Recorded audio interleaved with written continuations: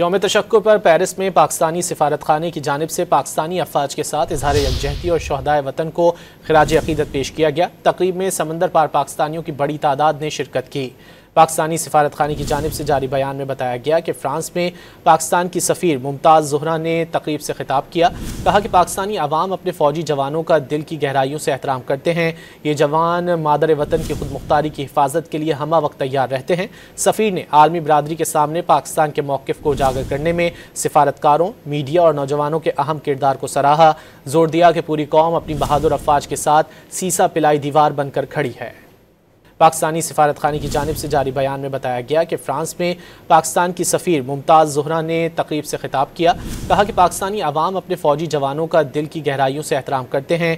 ये जवान मादर वतन की खुद मुख्तारी की हिफाजत के लिए हमा वक्त तैयार रहते हैं। सफ़ीर ने आलमी बरादरी के सामने पाकिस्तान के मौक़िफ़ को उजागर करने में सिफारतकारों, मीडिया और नौजवानों के अहम किरदार को सराहा।